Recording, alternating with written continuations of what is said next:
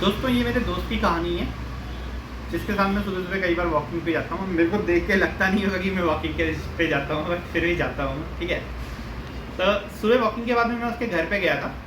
तो उसके जीजा जी जो हैं वो ऑफिस के लिए जा रहे थे, है ना।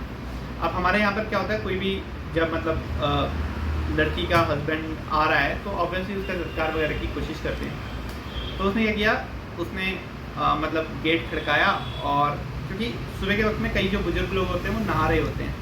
तो जो लड़की के पिताजी थे वो नहा रहे थे, है ना। लड़की के पिताजी नहा रहे थे, तो उसने इस वाली चीज़ पे बोला कि गेट खोलिए और मुझे पैर छूने, क्योंकि मतलब हमारे यहाँ पर जाते हुए रिस्पेक्ट, है ना। परंतु उनकी तरफ से रिप्लाई नहीं आया। अब रिप्लाई नहीं आया तो क्या हुआ कि उस लड़के ने बोला कि यार मेरे को ऑफिस के लिए जाने के लेट हो रही है, तो वो निकल लिया जल्दीबाजी में, है ना। अब वो जल्दीबाजी में जब निकलने लगा तो उसी वक्त जो वो थे, लड़की के जो डैडी थे वो बाहर आ गए। लड़की के डैडी बाहर आ गए तो उन्होंने उस वाली चीज़ पे एक डिस्कशन करना शुरू किया कि ये अगर जा रहे हैं इस वक्त तो इनको खाना क्यों नहीं खिलाया। इतने पे लड़की की जो मॉम थी उसकी तरफ से भड़काऊ, उसकी तरफ से बयान आया कि खाना नहीं खिलाया ये तो तुमको नज़र आ रहा है, तुमको ये नहीं नज़र आ रहा कि तुम तो अभी तक सुबह से नहाए ही नहीं हो। और वहाँ पर मैं एज एन ऑब्जर्वर एक बहुत इंटरेस्टिंग सी सिचुएशन में देख रहा हूँ कि एक्चुअली में पॉइंट कुछ भी नहीं है, बट फिर भी वो कितनी बड़ी एक डिस्कशन, एक बहस का इशू बन रहा है।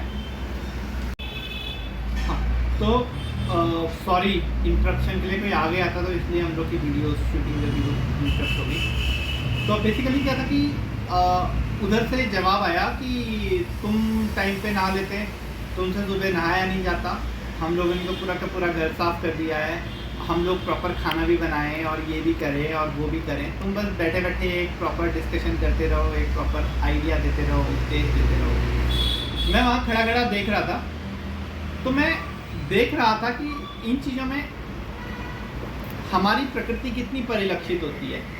अब क्या सिचुएशन थी, जैसे वो लड़की के जो हस्बैंड थे, या वहाँ पर मेरे दोस्त के भाई बहन जो काम कर रहे थे, वो कई उनमें से पित्त प्रकृति के थे। पित्त प्रकृति मतलब क्योंकि वो अपने काम के लिए डेडिकेटेड हैं, तो उसके हस्बैंड का काम केवल नॉक करने का था। उन्होंने नॉक किया, उन्होंने बोला बाहर आएंगे मैं पैर छू लूँगा, उन्होंने बोला मैं नहा रहा हूँ, तो वो चुपचाप जाने को तैयार हो गए।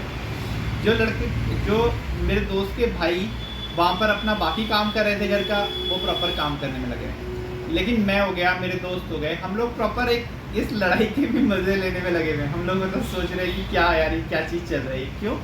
क्योंकि हम दोनों के दोनों पित्त का प्रकृति के हैं और वो लोग पित्त प्रकृति के हैं।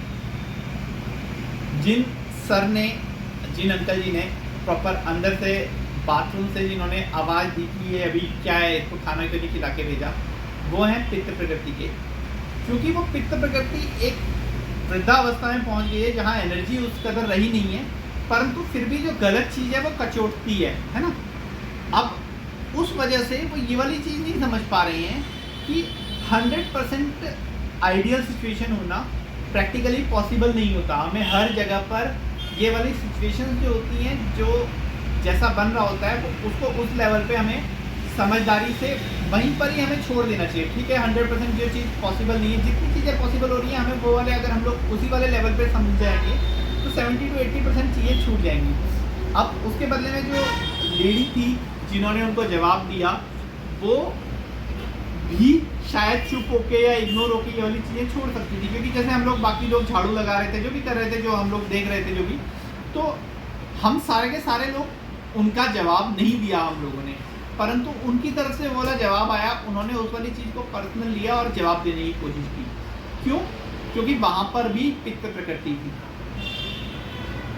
तो आप समझ सकते हैं हम लोग के आसपास जितनी भी इवेंट होती हैं, सारी की सारी इवेंट वात, पित्त और कफ पर आश्रित होती हैं।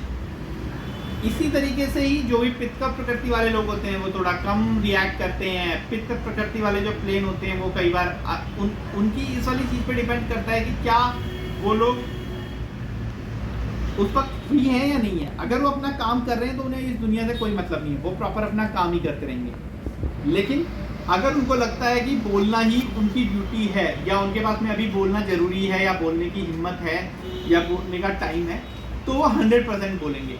तो वात पित्त कफ अगर आप देखेंगे तो आपको आयुर्वेद अपने आसपास हर चीज़ में दिखेगा। इसी तरीके से ही ऋषि मुनियों ने कहा हुआ है कि जो सुबह, दोपहर, शाम का समय होता है, इसको भी हम लोग वात पित्त और कफ में डिवाइड कर सकते हैं। वो किस तरीके से कर सकते हैं, वो सारी की सारी चीज़ों पे मैं धीरे धीरे आपसे डिस्कशन करूंगा। ये एक बहुत रोचक सी चीज़ थी कि अगर हम लोग किसी चीज़ से थोड़ा सा भी लगाव रखते हैं, जैसे वो आता है ना, वो कई बार मूवीज़ में गाने वगैरह दिखाते हैं कि अगर कोई इश्क में पड़ा होता है उसे हर जगह पे अपना महबूब या अपनी प्रेयसी ये सब दिखाई देगी। तो ये सिचुएशंस हर चीज़ में होती है। इसी तरीके से अगर आप आयुर्वेद से थोड़ा भी लगाव रखेंगे तो आपको हर चीज़ में वात, पित्त और कफ नज़र आएगा। तो इसी के साथ मैं आज की ये जो पॉइंट है इसको ख़त्म करता हूँ। मेरे को लगता है कि शायद आप जो भी आप लोगों में से आयुर्वेद को पसंद करते हैं, उन लोग को इस कहानी में से कुछ देखने को मिला होगा, कुछ सीखने को मिला होगा। धन्यवाद।